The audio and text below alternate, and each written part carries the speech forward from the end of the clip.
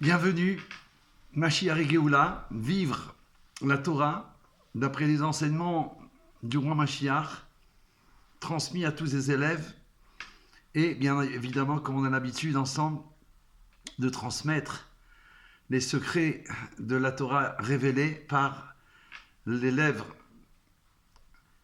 du rabbi connu mondialement, Arav Yitzhak Ginsburg Hamalach. Alors, on va commencer par le commencement. Bah oui, Bereshit bara Elokim et Hashamayim et Haaretz.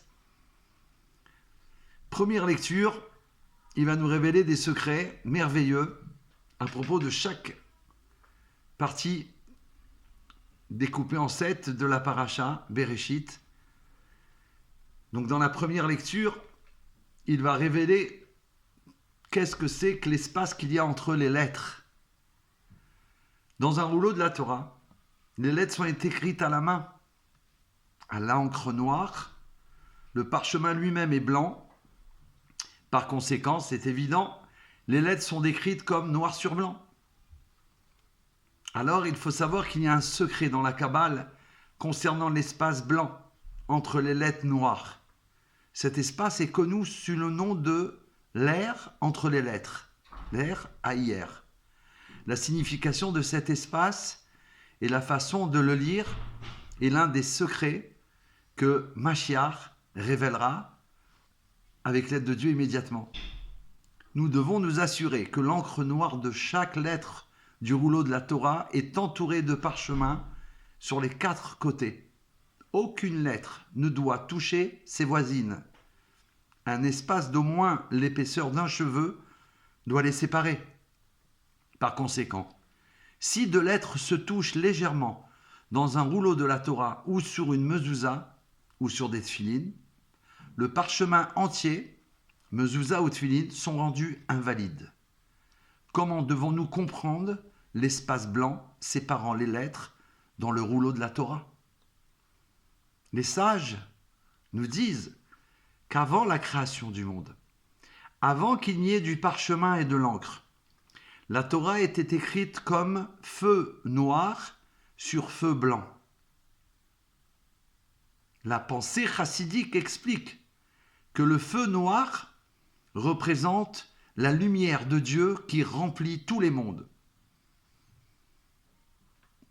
Memale kol almin. Or, Memale kol almin, c'est la lumière de Dieu qui remplit tous les mondes. C'est la lumière qui a été révélée par la contraction de la lumière infinie de Dieu et qui sert maintenant de mode principal de révélation de Dieu. La lumière infinie qui a été contractée est représentée par le feu blanc. Elle est également connue comme la lumière de Dieu qui entoure tous les mondes. Or, à Sovev Kol Almin. Quand nous pensons à la Torah telle qu'elle existait et continue d'exister avant la création, il est clair que la lumière infinie, le feu blanc, contient une signification infinie. L'espace séparant les lettres est appelé avir, l'air entre les lettres. C'est le feu blanc qui a précédé la création et qui est appelé dans la Kabbale l'air primordial, Arvir Kadmudn. Un synonyme de air est Ruach, l'esprit, qui signifie aussi côté. En effet, l'air entoure chaque lettre sur les 4 côtés. Le même mot, Ruach, esprit, peut également être prononcé comme séparation. Comme dans le verset, placer un espace ou une séparation entre les troupeaux. L'espace séparant les troupeaux de Yaakov est comme l'espace aérien blanc entre les lettres de la Torah. Appliquons mathématiquement la notion de séparation entre les lettres de la Torah. À titre d'exemple, il va nous révéler, et on doit considérer le premier mot de la Torah, Bereshit, au commencement. Au commencement, la pensée nous convaincra que pour lire l'air entre les lettres, nous devons considérer les valeurs ordinales des lettres. La valeur ordinale de la première lettre du mot Bereshit, bête, est 2. La valeur ordinale de la deuxième lettre, le resh, est 20. L'espace blanc, la séparation ou la différence entre eux est 18, qui est la valeur ordinale de tzaddik.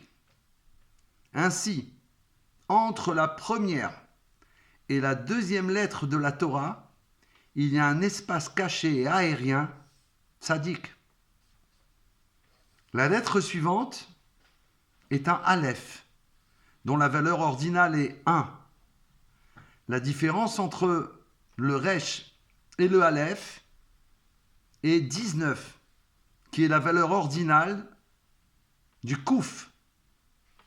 Ainsi, les 2 premières lettres aériennes cachées ou primordiales de la Torah sont tzaddik, kouf, qui, dans l'ordre inverse, épelait le mot fin en français, ketz en hébreu, kouf, tzaddik, comme ketz hayamim, la fin des jours.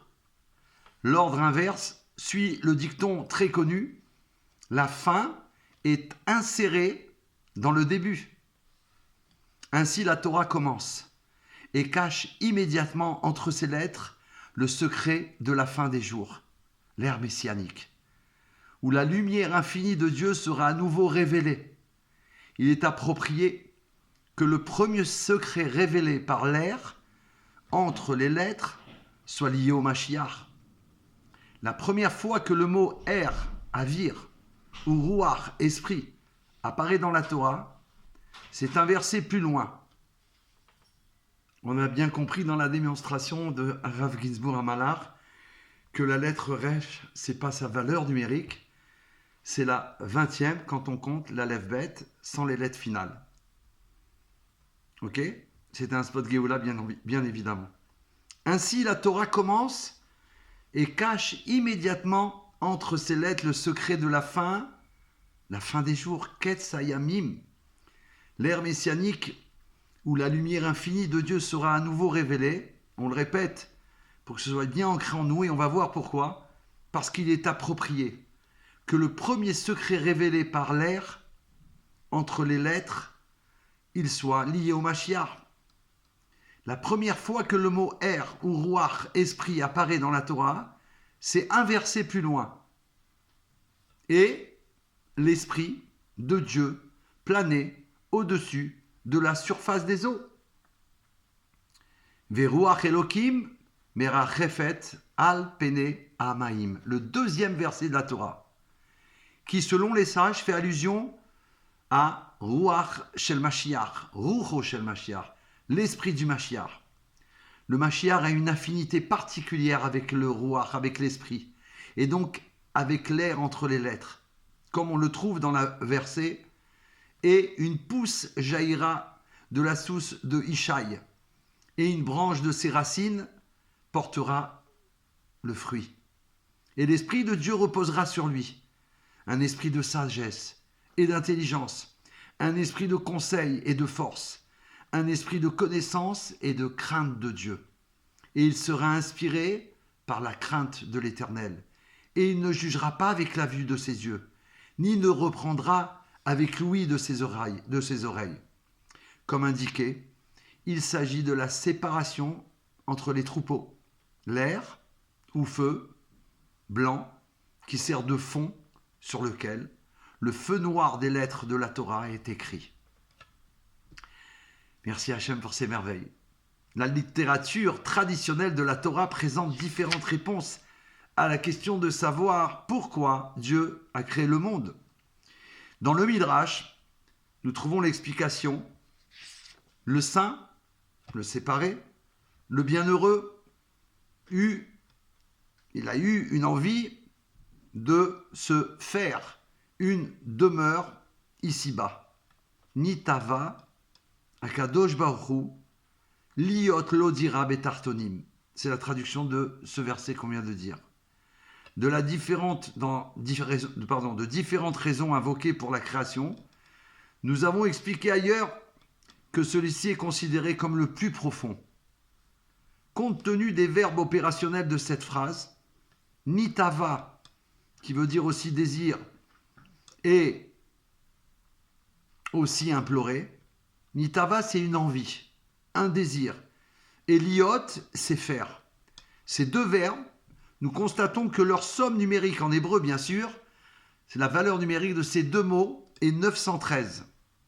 Nitava et liot égale 913. Et la valeur numérique du premier mot de la Torah, Bereshit, est de 913. Incroyable. Étonnamment, il nous dévoile encore que la valeur de la phrase entière est 3 fois 913, 3 fois la valeur numérique du premier mot de la Torah. Voilà, c'était le premier scoop de la Géoula. Le deuxième, à la deuxième lecture de la Parashat Bereshit, selon la Géoula du Rav Ginzburg HaMalach, qui dévoile les secrets du roi Mashiach. L'arbre de vie et les 7 espèces de la terre d'Israël. La deuxième lecture de la Parashat dans Bereshit décrit le Gan Eden, le jardin d'Éden. Et en particulier, les 2 arbres spéciaux qui s'y trouvent. Etz HaChaim,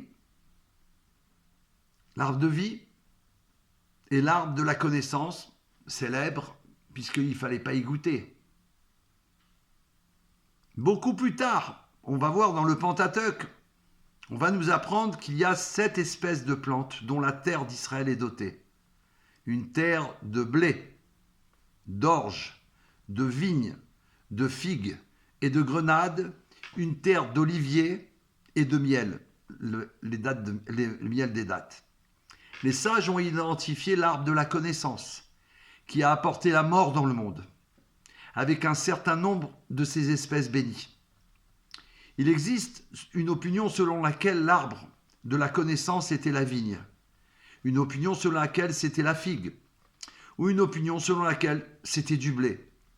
Cela nous laisse un sentiment quelque peu négatif à l'égard de ces espèces, qui par ailleurs sont bénies.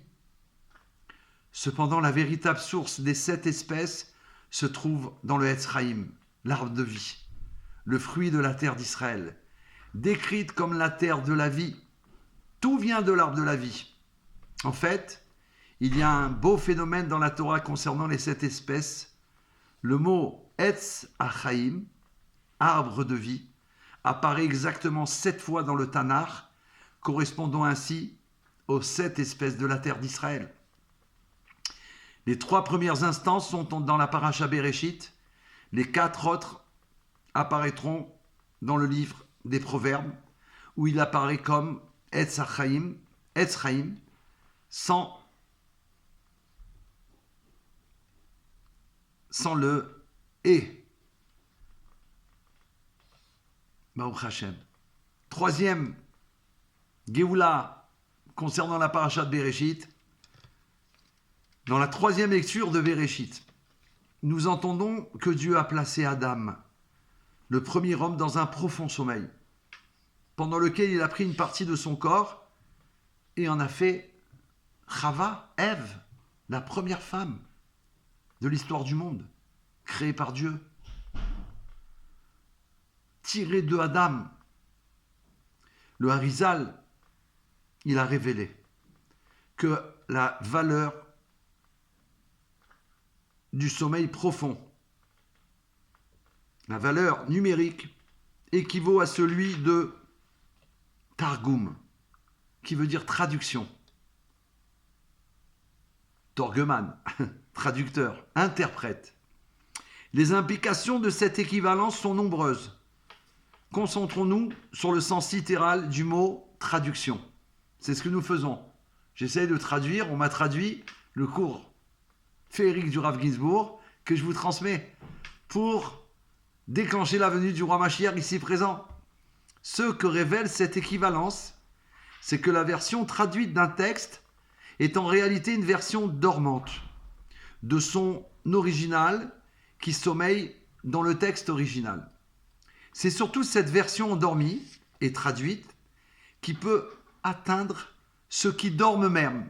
C'est merveilleux parce que je remercie Hachem de toujours vouloir traduire. Oh là là, c'est extraordinaire. En d'autres termes, parfois, lorsqu'une idée est traduite dans une autre langue ou dans un autre ensemble de métaphores, les individus que l'original n'a pas impressionnés sont soudainement réveillés et peuvent s'y identifier. Chava, Ève, la première femme, sortie du profond sommeil d'Adam. Puisqu'Adam a été créé seul, Ève représente non seulement la première femme, mais aussi le premier autre qu'Adam a rencontré. Lorsqu'ils sont deux, chacun doit faire un effort pour s'expliquer au profit de l'autre. Autrement dit, l'existence d'autres personnes nécessite une communication. Et la communication nécessite une traduction de nos pensées et sentiments intérieurs vers ceux de notre ami. Plus précisément, la communication entre Adam et Chava, Adam et Ève, s'apparente à la traduction du langage de l'esprit, Adam, au langage du cœur, Ève, Chava. Merveille. Des merveilles, on continue. Quatrième étape de la Géoula dans le Parasha Bereshit, la première de l'année 5783, selon les secrets révélés du roi Mashiach par son chaliar, Arav Yitzhak Gainsbourg, transmis par Yechia Meller.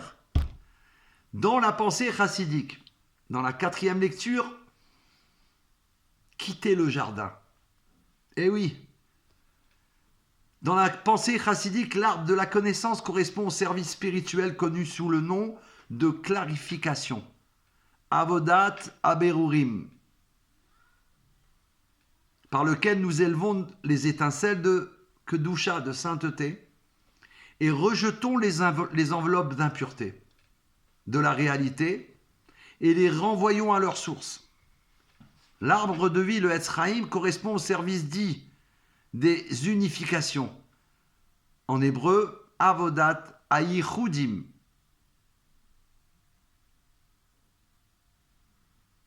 Par lequel nous découvrons l'essence divine dans la réalité. Hayichudim, j'ai fait un blocage, non pas que j'ai bloqué par rapport, quand on rencontre le rabbi et qu'on passe devant lui, ça s'appelle une yechidut avec le rabbi. Une unification avec l'essence de Dieu grâce au Rabbi Melech HaMashiach. Une lecture rapide de la description du jardin d'Éden, Gan Eden, conduit à la conclusion que l'arbre de vie et l'arbre de la connaissance du bien et du mal se trouvaient à l'intérieur du jardin. Cependant, une lecture plus attentive peut donner lieu à une compréhension différente. Voyons comment. Il existe un principe important d'analyse textuelle utilisé par les sages, qui nous disent, qui nous apprennent, qui nous enseignent d'une déclaration positive définitive, vous pouvez déduire une déclaration négative. En appliquant ce principe au verset, Dieu fit pousser du sol tout arbre agréable à voir et bon à manger, avec l'arbre de vie au milieu du jardin et l'arbre de la connaissance du bien et du mal. Point. Initialement, tous les arbres étaient mentionnés, tout arbre agréable à voir et bon à manger. Puis, seul l'arbre de vie est décrit comme étant comme étant dans le jardin. Il s'ensuit donc que l'arbre de la connaissance, qui est alors mentionné séparément, n'était pas dans le jardin. Cette analyse nous donne au moins une indication que ce que représente l'arbre de la connaissance n'est pas situé dans le jardin d'Éden, mais à l'extérieur du jardin. En mangeant de l'arbre de la connaissance, Adam et Ève, ont été chassés du jardin. Car encore une fois, l'arbre de la connaissance représente ce qui n'appartient pas au jardin d'Éden. En mangeant de l'arbre de la connaissance, Adam fut renvoyé pour travailler la terre, d'où il avait été tiré, c'est-à-dire formé. Ce qui est étonnant, c'est que la valeur des deux mots de « il avait été emmené à Cher Lukar » est la même que la valeur de l'arbre de la connaissance, Etz Adaat. Cela signifie que le service des clarifications ne se trouve pas dans le jardin d'Éden. Pour rectifier la réalité, en utilisant cette méthode d'élévation des étincelles de sainteté, il faut faire preuve de sacrifice de soi et être prêt à sortir du jardin d'Éden. L'état de félicité spirituelle, le service des clarifications exige le sacrifice de soi nécessaire pour savoir que vous êtes poussière et vous retournerez à la poussière. En suivant cette idée, nous découvrons que l'erreur d'Ève a été de supposer que l'arbre de la connaissance pouvait également se trouver à l'intérieur du jardin d'Éden aux côtés de l'arbre de vie. Un autre point que nous apprenons de cette analyse est que la fonction principale de l'arbre de la connaissance, l'usage principal pour lequel nous devons mettre notre faculté de connaissance, est de rectifier et de clarifier notre part dans le monde. La traduction psychologique profonde de ce point est que nous devrions utiliser nos connaissances, notre faculté de différencier le bien du mal, en déterminant à qui attribuer le bien et à qui attribuer le mal. C'est l'un des éléments les plus importants de la psychologie chassidique. Réaliser que nous ne sommes pas victimes de forces extérieures maléfiques qui se cachent à l'extérieur de nous. Au contraire, la négativité dans nos vies se nourrit de nous-mêmes. En revanche, nous ne devrions pas nous attribuer le bien de notre vie. Au contraire, la source de tout le bien dont nous jouissons est Dieu. Être capable d'arriver à cette prise de conscience nécessite beaucoup d'introspection et d'études, mais c'est la clé pour achever le service des clarifications et retourner à la vie éternelle du jardin d'Éden. Yechia Melech HaMashiach. 5e lecture de Béchéréchit, d'après la Géoula, la raison du déluge. La 5e lecture de la paracha de Béréchit consacrée à la lignée de Caïn. Lémer était la 6e génération depuis Caïn. Et il avait 2 femmes, Ada et Tsila. Pourquoi la Torah nous parle-t-elle de Lémer et de ses 2 épouses? En fait, cette histoire est une mise en garde sur les causes de l'inondation.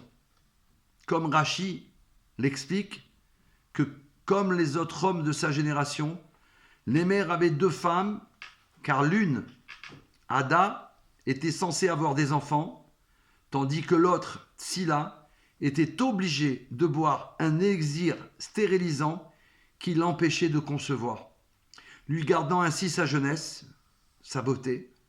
Ce faisant, Lémer répondait à son égomanie. C'était une génération où tout servait l'intérêt de l'homme. Même si la raison évidente du déluge était l'anarchie généralisée, nous pouvons certainement dire que l'inondation a été une punition pour la manière dont il traitait les femmes. Yechia Melech HaMashiach, 6e lecture de Béréchit, pour entrer dans la Géoula véritablement. Le 3e récit de la création dans la 6e lecture. Il est de notoriété publique que la paracha de Béréchit comprend 2 récits différents de la création, qui représentent des différences entre eux, mais qui se complètent. Dans le premier chapitre de la Genèse, nous trouvons la création divisée en 7 jours. Dans le 2e chapitre, nous trouvons le 2e récit qui met en évidence des détails supplémentaires sur la création d'Adam et Ève. La tentation du serpent, le Nachash, la faute de l'arbre de la connaissance, le péché, le châtiment et la tchouva, le repentir qu'ils ont pris sur eux. Enfin, nous apprenons la naissance de Caïn et d'Abel. Puis, L'histoire de Caïn assassinant son frère Abel apparaît. Tout cela fait partie du deuxième récit de la Torah sur la création. Cependant, il existe un troisième récit de la création qui commence au 5e chapitre de la Genèse par le verset « Ceci est le livre des générations d'Adam, le jour où Dieu créa l'homme, à l'image de Dieu, il le créa. » Le troisième récit décrit ensuite les 10 premières générations de l'humanité, d'Adam à Noé, Noach, y compris la naissance des 3 fils de Noé, Shem, Ham et Japhet. Sem, Cham et Japhet. Le premier récit fournit une perspective très factuelle, nous indiquant ce que Dieu a créé chaque jour et comment Dieu a évalué que le travail effectué chaque jour était bon, jusqu'à la fin de toute la création qui est décrite comme très bonne. C'est une perspective très objective et positive. Tout est bon sur le récit de la création. Le deuxième récit est décrit comme une tragédie, voire un traumatisme. Il raconte la faute d'Adam, la haine entre frères et le meurtre. Rien ne peut être plus traumatisant. Le deuxième récit offre une perspective très subjective sur la création. La troisième histoire revient à une description plus objective. La majeure partie se concentre sur les 10 générations, la durée de vie de chacune, le moment où il a donné naissance à son principal successeur et la manière dont il a ensuite eu des fils et des filles. La lignée d'Adam se poursuit jusqu'à son 3e fils, Shet. En pratique, le 3e récit comprend l'intégralité du texte du Pentateuque qui le suit. C'est pourquoi Ben Azaï, l'un des sages de la Mishnah, a déclaré que le verset « Ceci est le livre des générations d'Adam » est un grand principe inclusif de la Torah, encore plus grand que « aime ton prochain comme toi-même ». Ces 3 récits, avec leur perspective sur la création, correspondent aux 3 séphirotes intellectuelles, Chochma, Bina et Da'at, la sagesse, la compréhension et la connaissance. Extraordinaire. Voyons comment. Chochma, Bina, Da'at, Chabad. Le premier mot du premier récit, Bereshit, que la traduction de Jérusalem de la Torah en araméen qualifie de « avec sagesse », basé sur le verset « le commencement de la sagesse et la crainte de Dieu ». Dieu a créé le monde avec sagesse. Au commencement, Dieu a créé. Comme il est aussi écrit, tu les as tous créés avec sagesse. Dans la Chassidoute, la sagesse, Chochma, est appelée le début de la révélation divine. Réchit Agilouï. Réchit, le début, Agilouï, du dévoilement, de la révélation. Et ainsi, le premier récit décrit la création comme émergeant du néant et se révélant étape par étape. Tout est bon, tout est parfait, ou comme le disent les sages, le monde a été créé complet. Le deuxième récit subjectif et tragique est une histoire psychologique de personnes péchant, fautant, voire s'entretuant. Il correspond au sphira de compréhension, bina. Concernant la compréhension, il est écrit « d'elle naissent des jugements ».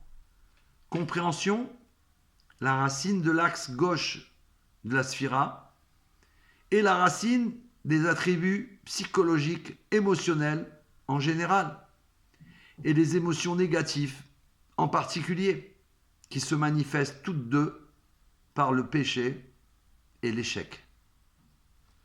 Le troisième récit nous présente une perspective historique. Il décrit génération après génération. Selon ce troisième récit, le monde se déroule historiquement, de génération en génération. La perspective historique sur la réalité est expliquée dans la Chassidoute comme provenant du verset « Celui qui invoque les générations depuis le commencement ». Cette perspective présente ainsi la conscience de Dieu, pour ainsi dire, d'où émerge d'abord Adam Kadmon, source de toutes les générations, qui suivent. Et de là, toute l'histoire se déroule et descend. Cette perspective correspond à la sphira de Da'at, la connaissance. Le plus important parmi les intellectuels, parmi les sphirotes, ou comme le dit le verset, si vous avez acquis la connaissance, que vous manque-t-il? Si vous manquez de connaissance, qu'avez-vous acquis? Merci Hachem. Et on aborde la dernière lecture, 7e démonstration de Géoula. Les anges ont-ils le libre arbitre? Question. C'est rapporté dans un article Unifier notre perspective post-Jardin Éden. Là-bas, il mentionne que Uza et Azaël sont tombés du ciel et n'ont pas pu être rectifiés parce que les anges n'ont pas de libre arbitre. S'ils n'ont pas de libre arbitre, qu'est-ce que cela signifie qu'ils sont tombés? Sans libre arbitre, comment pourraient-ils faire quelque chose qu'ils n'étaient pas censés faire? Réponse du Rav Ginsburg. Un Rav Ginsburg, il dit, il existe deux approches différentes pour répondre à cette question. Il y a des déclarations, c'est quelqu'un qui a posé la question à Rav. Il y a des déclarations dans le Talmud qui révèlent que même si les anges n'ont pas de libre arbitre, ils ont le pouvoir d'exercer leur discrétion et peuvent donc commettre des erreurs.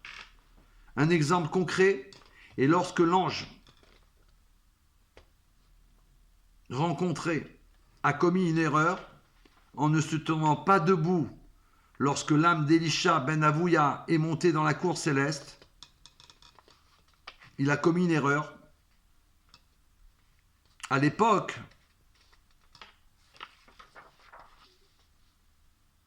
il décrivait le mérite du peuple juif lui permettant de siéger. Cependant, Elisha, qui ne le savait pas, interpréta le fait que rencontrer était assis comme signe qu'il y avait deux autorités. Rencontrer A et Dieu, Tout-Puissant. Rencontrer A été puni pour son erreur de jugement. Rencontrer A et à l'ange gardien du monde de la formation, Yetzira. Les anges mentionnés à la fin de la paracha, Bereshit, Uza et Azaël, sont originaires des échelons inférieurs du monde de l'action, où il y a un sens de soi beaucoup plus fort.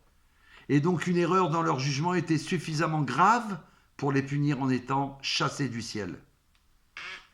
Une approche différente pour terminer,